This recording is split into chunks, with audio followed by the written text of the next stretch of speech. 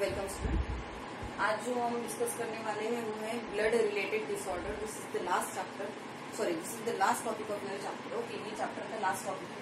इससे पहले के लेक्चर में जो हमने डिस्कस किया था वो हमने पूरा आर्टरीज, वेन, ब्लड प्रेशर, सारी की सारी internal structure, conducting system of heart, ये हमने डिस्कस किया। ओके, वहाँ पे जो इम्पोर्टेंट पॉइंट थे वो मैंने आपको एक्सप्लेन कर दिया।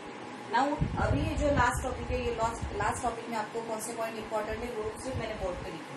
Okay, so first disorder discuss करनी है हमें हाइपरटेंशन। आप लोगों को पता है कि नॉर्मल जो ब्लड प्रेशर रहता है वो 120/80 का रहता है। ओके, उससे काउंट किया जाता है HgMM से। ओके, स्पाइनोमैनोमीटर में वो काउंट होता है।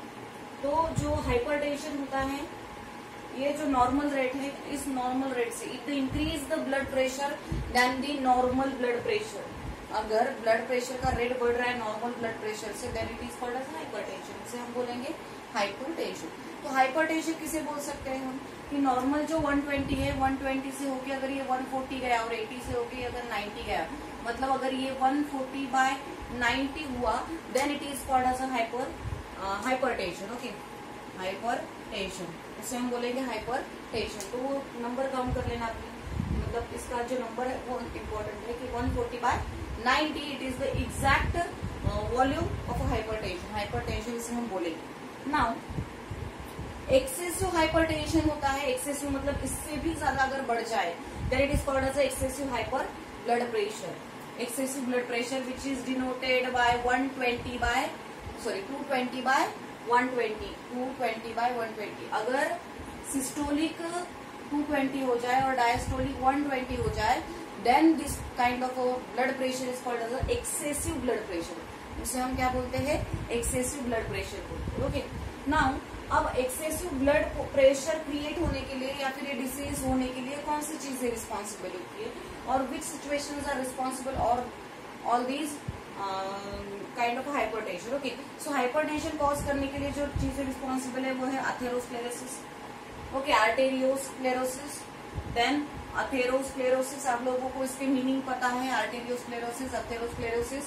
देन अगर ओबिसिटी है बॉडी में, स्ट्रेस है बॉडी में, अगर अल्कोहलिज्म मतलब मोर अमाउंट ऑफ अल्कोहल लिया जा रहा है, during that condition there is a increase the blood pressure. उस सिचुएशन पे हाइपर ब्लड प्रेशर हो सकता है जब किसी के बॉडी में हार्ट के जो आर्टेरीज रहती है उसमें अगर आर्टेरियोस्क्लेरोसिस हो रहा है या फिर डिपोजिशन ऑफ फैटी सब्सटेंसेस हो रहा है जिसे हम अथेरोस्क्लेरोसिस बोल रहे हैं, या फिर ओबेसिटी मतलब मोटापा है किसी के बॉडी में, तो उसमें भी हाइपर ब्लड प्रेशर हो सकता है। स्ट्रेस है या फिर अल्कोहलिज्म है, this are the reason. Okay, so अगर एक्सेस, ये तो रीजन बताया मैंने कि ये इस रीजन की वजह से ये सारी चीजें हो रही है।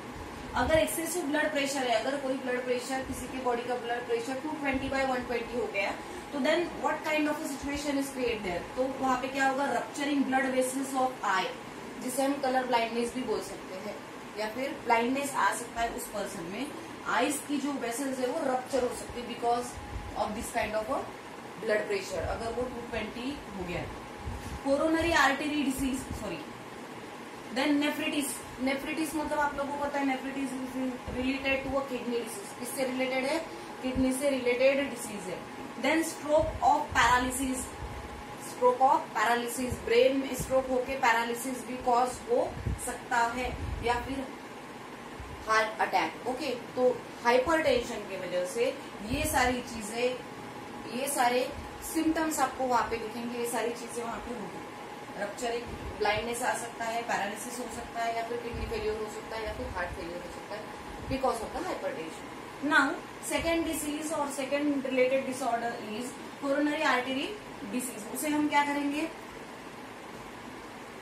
सीकेडी, उसे हम सीकेडी भी बोलते हैं, coronary artery disease. It is again called as atherosclerosis, इसे हम अथेरोस्क्लेरोसिस भी बोलते हैं। What is atherosclerosis? Deposition of fatty substances inside the inner wall of the arteries. Arteries जो है, आर्टेरी का स्ट्रक्चर आपको सिखाया है, उस आर्टेरी के इनर वॉल पे अगर डिपोजिशन हो गया फैटी सब्सटेंस का, तो आप लोगों को पता है उसकी जो ल्यूमेन है, जो अंदर का स्पेस रहता है वो कम हो जाता है, और बिकॉज ऑफ उसे हम प्लेक्यू भी बोलते हैं, that is called as a plaque. अगर ये डिपोजिशन ऑफ सब्सटेंसेस उस आर्टरी में हो गया तो ये जो ल्यूमेन है जो बड़ा होना चाहिए, मैंने उस दिन आपको एग्जांपल बताया था कि अगर पाइप बड़ा हो तो इजीली फ्लो हो जाता है, तो ब्लड प्रेशर लो रहेगा। अगर वहां पे पाइप अगर छोटा है तो ऑब्वियसली प्रेशर ज्यादा रहेगा पानी को जाने के लिए, तो हम पानी की जगह पे ब्लड को सोच रहे हैं और ब्लड और पाइप के जगह पे आर्टरी है। तो आर्टरी का साइज अगर छोटा छोटा हो गया, साइज छोटा हो गया, डिपोजिशन ऑफ सब्सटेंसेस अगर वहां पे हो गए, तो ऑब्वियसली ब्लड को फ्लो होने के लिए it required more blood pressure. So वहां पे प्लाक्यू फॉर्मेशन हो जाता है और because of that there is a less oxygen supply to the body को या फिर हार्ट को लेस ऑक्सीजन सप्लाई मिलता है बिकॉज ऑफ द प्लेक्यू और because of the deposition of fatty substances, और उसे बोला जाता है atherosclerosis. That disease is called as atherosclerosis. Now atherosclerosis में होता क्या है, देखो मैंने अभी बोला है आपको, नैरोइंग ऑफ कोरोनरी आर्टरी, जो कोरोनरी आर्टरी है वो नैरो हो जाती है। Then that is the deposition of fatty substances, और दैट फैटी सब्सटेंसेस का जो डिपोजिशन है जिसे हम प्लेक्यू बोल रहे हैं, उस प्लेक्यू की वजह से क्या हो रहा है, लेस ऑक्सीजन सप्लाई हो रहा है to the heart. Okay, causes, उसके वजह से क्या कॉज हो सकता है, एक नॉर्मल चेस्ट पेन कॉज हो सकता है या फिर एक सीवियर चेस्ट पेन कॉज हो सकता है। दो टाइप के चेस्ट पेन हो सकते हैं, एक सीवियर एक नॉर्मल। अगर नॉर्मल माइनर चेस्ट पेन है, देयर इज अ, उस चेस्ट को हम अंगिना पेक्टोरिस भी बोलते हैं, जो हम इसका भी डिस्कस करने वाले हैं, अंगिना पेक्टोरिस। अगर नॉर्मल चेस्ट पेन है तो, अगर सीवियर चेस्ट पेन है तो it is converts into a heart attack, उसे हम हार्ट अटैक भी कंसिडर कर सकते हैं, और because of that there is a more chances to cause a death, वहां पे डेथ कॉज होने के ज्यादा चांसेस होते हैं। नाउ अब इसी से रिलेटेड डिसीज हम डिस्कस कर रहे हैं, जहाँ पे अगर नॉर्मल चेस्ट पेन है तो उस डिसीज को हम बोलते हैं अंगिना पेक्टोरिस।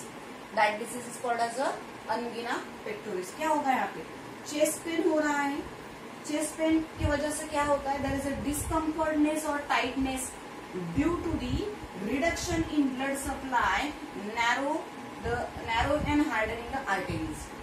देखो क्या हो रहा है यहाँ पे, अंगिना पेक्टोरिस या फिर चेस्ट पेन क्यों कॉज हुआ वहां पे, अगर वहां पे चेस्ट पेन हो रहा है तो क्यों कॉज होता है, क्योंकि डिस्कम्फर्टनेस होता है, टाइटनेस होता है इनसाइड द हार्ट। हार्ट की जो आर्टरीज है उसमें डिस्कम्फर्टनेस आपको लगेगा या फिर टाइटनेस लगेगा, और वो चीज क्यों होती है, because of the reduction blood supply, reduction of blood supply to the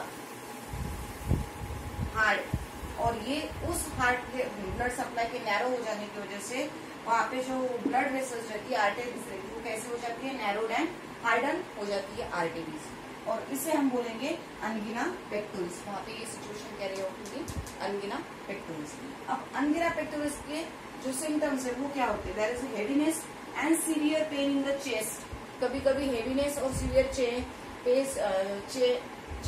chest में पेन भी हो सकता है बिकॉज ऑफ द अंगिना पेक्टोरिस। कभी कभी सीवियर पेन भी आपको अंगिना पेक्टोरिस में फाइंड आउट किया जा सकता है। नाउ अगर पेन हो रहा है तो उसका पेन का सेंटर कहाँ होगा, चेस्ट में होगा, चेस्ट से पेन स्टार्ट होगा, कहाँ जाएगा, it is down to the left arm. ये जो सिचुएशन कैरी आउट होती है अंगिना पेक्टोरिस की, उसको ध्यान में रखना है, it is mostly carry out in the left portion of the body. So down to the left arm, then down to the left shoulder में जाएगा, देन नेक में जाएगा, देन लोअर जॉ, यहाँ तक ये पोर्शन आ सकता है, अप टू द यहाँ तक ये पेन आ सकता है, जिसे हम अंगिना पेक्टोरिस बोलते हैं। Occurring due to the exertion, कब कॉज होता है अंगिना पेक्टोरिस या फिर चेस्ट पेन, जब बहुत ज्यादा एक्सर्शन हो जाता है। आप लोगों को पता है अगर कोई भी एक्सर्शन हो रहा है या फिर कोई एक्सेस काम आपसे हो रहा है तो दैट एक्सेस काम रिक्वायर्ड और that excess work required more energy और more oxygen to the activity. कोई भी एक्टिविटी करने के लिए ऑक्सीजन की रिक्वायरमेंट होती है। तो जब आप हेवी काम कर रहे हो या फिर मोर एक्सरसाइज हो रही है या फिर मोर एक्सर्शन हो रहा है तो उस time required more oxygen to the body, but वहां पे वो ऑक्सीजन जो मोर अमाउंट में चाहिए वो मिल नहीं पाता। इट रिक्वायर्स मोर ऑक्सीजन जब एक्सर्शन होता है और वो मिल नहीं पाता है, उसी वजह से वहां पे क्या होता है, चेस्ट पेन क्रिएट होता है, जिसे हम अंगिना पेक्टोरिस भी बोलते हैं।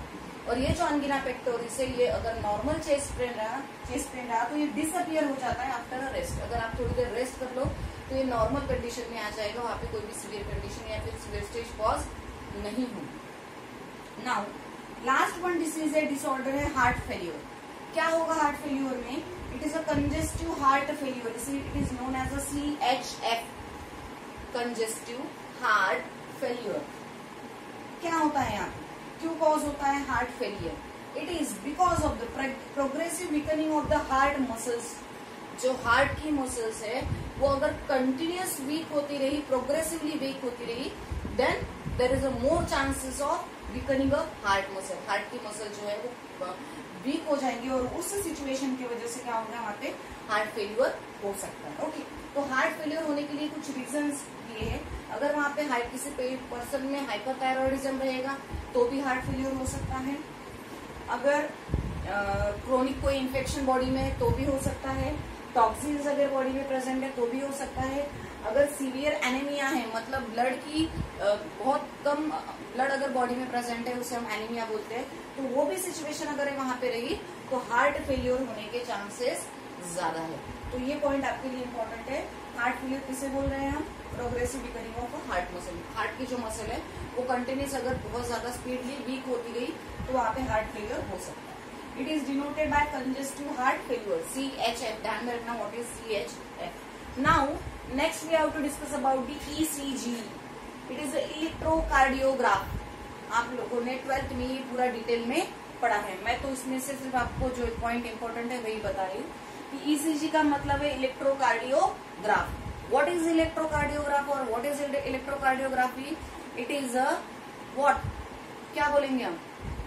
Graphical representation of the heart beat on a graph. अगर सीधी डेफिनेशन आप कंसिडर करो इसकी तो it is a graphical representation of the what? Graphical representation of the heart beat on a graph. एक पर्टिकुलर ग्राफ पे आपके हार्ट बीट का एक ग्राफिकल रिप्रेजेंटेशन होना, उसे हम बोलेंगे इलेक्ट्रोकार्डियोग्राफ। मतलब आपके बॉडी में, आपके हार्ट में अगर कोई भी प्रॉब्लम है तो उसका जो इम्पल्स है, उसमें जो इम्बैलेंस है, that imbalance shown on that graph and that graph is called as electrocardiograph and again it is notified by the ECG। Einthoven is the scientist. Einthoven ये साइंटिस्ट था जिसने 1903 में फर्स्ट टाइम ECG की machine या फिर ECG find out किया। That's why that Einthoven is known as a father of electrocardiography. तो उसे बोला जाता है फादर ऑफ इलेक्ट्रोकार्डियोग्राफी। इसे इंथोवेन को ध्यान में रखना, ईयर इंपॉर्टेंट है और साइंटिस्ट का नाम, और उसे क्या बोला जाएगा? Father of इलेक्ट्रोग्राफी। देन क्या होता है ECG मशीन में? 3 इलेक्ट्रोड रहते हैं। आपको पता है कैटायन आयन आपने पढ़ा है, केमिस्ट्री में आप पढ़ते हो, फिजिक्स में आप पढ़ते हो, तो आप लोग आई थिंक ये फिजिक्स का पोर्शन है। तो जो इलेक्ट्रोड रहते हैं, 3 इलेक्ट्रोड्स रहते हैं। जो 2 इलेक्ट्रोड्स रहते हैं वो कहाँ पोजीशन उसकी रहती है? It is upper side of the chest. Chest के अबाउ, जो चेस्ट पोर्शन है उसके अबाउ साइड में यहाँ पे आपको 2 इलेक्ट्रोड्स ऐड किए जाएंगे। देन जो थर्ड इलेक्ट्रोड है, it is in between the upper and lower limb. Upper और लोअर लिम्ब का जो पोर्शन है, उस अपर और लोअर लिम्ब में थर्ड इलेक्ट्रोड प्लेस किया जाएगा और in between these 3 electrode there is addition of conducting gel. वहां पे क्या ऐड किया जाता है? कंडक्टिंग जेल ऐड किया जाता है, जो क्या करती है? टाइनी जो इम्पल्स रहती है, मिलीवोल्ट की जो इम्पल्स रहती है हार्ट की, वो हार्ट की इम्पल्स को कैप्चर करना या फिर पकड़ना, उसका काम रहता है कंडक्टिंग जेल का। वो कंडक्ट करती है, उस वेव को फाइंड आउट करती है, तो वहां पे कंडक्टिंग जेल बहुत ज्यादा इंपॉर्टेंट पार्ट प्ले करता है। देन इलेक्ट्रोकार्डियोग्राफ में क्या किया जाता है? आपको पता है एक्स एक्सिस और वाई एक्सिस रहता है। This one the X and this one the Y, ऐसे एक्स और वाई एक्सिस आपको पता है, आपको ग्राफ दिया हुआ है। Then X axis denoted by time and x axis denoted by time and lesser one denoted by voltage। इसे क्या बोलेंगे हम? Voltage displacement. ये मैं आपको इतने डिटेल में इसलिए नहीं बता रही क्योंकि हमें इसकी जरूरत नहीं है। हमें चाहिए क्या कि what are the important point in this topic. ये जो टॉपिक है इसमें क्या पॉइंट इंपॉर्टेंट है वो बहुत ज्यादा जरूरी है। तो x से डिनोट किया जाता है टाइम, y से डिनोट किया जाता है वोल्टेज डिस्प्लेसमेंट। देन 3 वेव्स वहां पे क्रिएट होगी, P wave, QRS wave and T wave. P wave, okay, P wave, then QRS wave, this one. Okay, ऐसा स्ट्रक्चर आपको दिया हुआ है। P वेव क्या शो करती है? ऐसे node, that is arterial depolarization. मतलब यहाँ पे क्या होगा? P वेव किसे डिनोट किए जाएंगे, कैसे डिनोट किया जाएगा? तो P वेव का मतलब होता है जो हार्ट बीट से आई हुई इम्पल्स है, दैट इम्पल्स फर्स्टली जो ब्रेन से आई हुई इम्पल्स है वो firstly accepted by the essay node. कौन एक्सेप्ट करेगा उसे? एसे नोड। हमने कंडक्टिंग सिस्टम ऑफ हार्ट को डिस्कस किया है। तो वहां पे सबसे पहले कहाँ पे आती है, ऐसे नोड पे आती है, और ऐसे नोड पे आने के बाद में वहां पे क्या होता है आप लोगों को पता है, there is a arterial depolarization का मतलब होता है आर्टरियल कॉन्ट्रैक्शन। कंफ्यूजन मत करना, डीपोलराइजेशन मीन्स कॉन्ट्रैक्शन। लेकिन किसका कॉन्ट्रैक्शन, अगर when we are discussing about the P wave, it is firstly reaches to the SA node and there is a arterial contraction and which is again known as a arterial depolarization. Next one, there is a formation of QRS wave. There is a formation of QRS wave. What is QRS wave? जो wave SA node से आई है, that impulse will be accepted by AV node. जो SA node से आई है, that impulse which is accepted by AV node, और AV node से आप लोगों को पता है कहाँ जाता है, there is formation of bundle of lees. कहाँ पोजीशन रहती है उसका, जो पॉइंट कहाँ रहता है, initiation point from the coronary sinus, right atrium में जो कोरोनरी साइनस है वहां से जो AV पॉइंट है, वहां से AV पॉइंट से आएगा वो बंडल ऑफ लीज रिलीज होगा, कहाँ पे जाएगा, इंटरवेंट्रिकुलर स्पेस में जाएगा, and then that through the interventricular space that will be shifted into a right and left portion of the heart के राइट और लेफ्ट पोर्शन पे वो डिवाइड होगा, वेंट्रिकुलर पोर्शन में डिवाइड होगा बंडल ऑफ लीज। मतलब वो वेव कहाँ पे गई है, राइट और लेफ्ट पोर्शन में गई, वेंट्रिकल की। After that when it is divides into right and left side, that fibres which is releases from the bundle of leaves, that fibers are called as a Purkinje fibers. These fibers are called as a Purkinje fiber, and these Purkinje fibers are enter into a myocardium of the heart. Heart के myocardium में जाता है, और आप लोगों को पता है कि मायोकार्डियम का फंक्शन क्या है। What is the function of myocardium? It is responsible for the contraction and relaxation of heart. Heart का contraction और रिलैक्सेशन का रिदमिसिटी मेंटेन करने के लिए मायोकार्डियम होती है। तो जब ये वेव जाती है, पुरकंजी फाइबर जाते हैं मायोकार्डियम में, then what happened there is a ventricular depolarization, it means ventricular contraction. What happened there, ventricular contraction is there, मतलब वहां पे क्या हुआ, पहले इसमें पी वेव में आर्टेरियल कॉन्ट्रैक्शन हुआ, नेक्स्ट में QRS मतलब वेव पास हुई ऐसे से AV से, then bundle of leaves, then Purkinje fiber and then myocardium, then there is a ventricular contraction is there, and finally last wave is there, that is a T wave. जो T wave है, उस T wave का काम क्या है, जो T wave है वो करती है ventricular repolarization, it means relaxation. Final जो होगा वो दोनों भी, पहले आर्टेरिया का कॉन्ट्रैक्शन हुआ, देन वेंट्रिकल का कॉन्ट्रैक्शन हुआ, देन जो लास्ट T वेव जो फॉर्मेशन करती है वो क्या करती है, वेंट्रिकल का क्या करेगी, वो रिलैक्सेशन करेगी, that is called as a repolarization. अभी लास्ट दिस ईयर की जो एग्जाम थी आपकी, उस अभी के एग्जाम में पूछा हुआ क्वेश्चन है, what is repolarization, depolarization and what is the meaning of that waves, P wave, QRS and T wave का आपको मीनिंग पूछा गया था एग्जाम में, आप लोगों को पता है। तो ये बहुत इंपॉर्टेंट टॉपिक है, इसमें कंफ्यूजन नहीं करना है आप लोगों को। P wave for arterial contraction, QRS for the ventricular contraction and T wave for the relaxation of ventricle. Okay, the last topic is lymphatic system. हमने सबसे शुरुआत में ही बोला था कि लिम्फेटिक सिस्टम आप लोगों को पता है कि अगर कोई भी ट्रांसपोर्ट ऑफ मटेरियल है तो दो फ्लूइड वहां पे प्रेजेंट रहता है, एक ब्लड और लिम्फ। ब्लड सिस्टम को, सर्कुलेशन को हमने डिस्कस किया है। लास्ट टॉपिक है हमारा lymphatic system. Lymphatic system divides into 4 type, lymphatic capillaries, lymphatic vessels and lymph node. Firstly we have to know about the lymphatic system में का lymph. What is lymph? Lymph क्या है? It is a colorless fluid. इसे क्या बोलेंगे हम? Colorless fluid बोलेंगे, इसीलिए मैंने यहाँ पे लिया clear water. It is blood है, लेकिन कैसा blood है? Without, उसमें क्या absent है? There is absence of RBCs, platelets and some plasma proteins. ये absence है.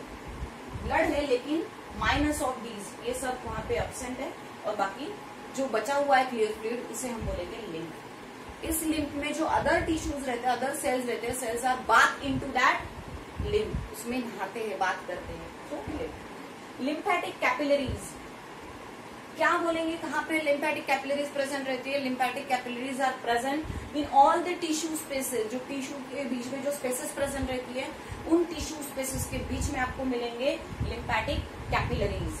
These capillaries these lymphatic capillaries interwoven with the blood capillaries. वो blood capillaries के साथ में present रहती है. Lymphatic capillaries are present along with the blood capillaries या interwoven with the blood capillaries but not attached with the blood capillaries. लेकिन blood capillaries के साथ में अटैच नहीं रहेगी, उनके आजू बाजू में प्रेजेंट रहेगी लेकिन उसको अटैच नहीं हो. ये जो lymphatic capillaries रहती है, that lymphatic capillaries having a one blind end and other one is a wider end. एक blind end रहता है और एक wider end रहता है. ये जो है इसकी जो लेयर है एंडोथेलियम जो है वो फ्लैट सेल से कवर्ड की जाती है, लाइंड अप की जाती है. That is a lymphatic capillaries. Then lymphatic vessels. Lymphatic vessels आपको पता है कि these lymphatic capillaries are combined and then formation of large vessel-like structure and this is called as a lymphatic vessels. उसे हम बोलते हैं lymphatic vessels. Lymphatic vessels are two types, right lymphatic vessels and left lymphatic vessels. Left lymphatic vessels are again called as a thoracic vessel. उसे हम thoracic vessels भी बोलते हैं. What is the function of left thoracic vessels और left lymphatic vessels? उसका एक ही काम है कि जो लिम्फ है या फिर सब्सटेंसेस है उसको लेफ्ट साइड से शिफ्ट करना, बॉडी में ट्रांसपोर्ट करना लेफ्ट साइड से. आपका नेक का पोर्शन है, आपका शोल्डर का पोर्शन है, आपका ब्रेन का पोर्शन है, आपका जो भी पोर्शन है उसके लेफ्ट साइड में जो ट्रांसपोर्ट ऑफ मटेरियल हो रहा है little bit amount which is carry out with the help of left और थोरेसिक. राइट का क्या काम होगा फिर? ऑब्वियसली राइट क्या करेगी? राइट साइड का जो पोर्शन है उस साइड से सब्सटेंसेस को ट्रांसपोर्ट करेगी. That is the function of lymphatic vessels of right and left. तो ये जो लेफ्ट लिम्फैटिक होती है वो लेफ्ट लिम्फैटिक जो डक्ट होती है दैट विल लेफ्ट लिम्फैटिक जो वेसल्स होती है दैट शिफ्टेड और passes into the intestine or through passes with the help of intestine or through with the help of intestine. Intestine से भी पास हो जाती है, उसके हेल्प से भी वहां से भी शिफ्ट हो जाती है. तो इंटेस्टाइन में जो एब्जॉर्ब फैट रहता है उस फैट से वो होकर जाती है. तो because of that fat it becomes whitey और मिल्की इन अपीयरेंस. इसके वजह से उसका जो फ्लूइड है वो व्हाइट कलर का फ्लूइड बन जाता है. So it is known as a lactase. इसी वजह से उसे लैक्टेज बोला जाता है क्योंकि ये जो फ्लूइड वो पास करके लाती है वो फ्लूइड जाता है इंटेस्टाइन से होके और इंटेस्टाइन में ऑब्जर्व फैट्स रहता है और उसका जो कलर रहता है वो मिल्की अपीयरेंस रहता है, व्हाइटिश कलर का रहता है. So it becames white colour. So it is known as a lactase. So left colour का जो फ्लूइड रहेगा वो लैक्टेज मतलब मिल्की अपीयरेंस रहेगा. Last one portion is lymph node. क्या है ये lymph node? It is present all over the body. हमारे पूरे बॉडी में प्रेजेंट रहते हैं. Sometimes spherical, rounded, thin, smaller bodies are present.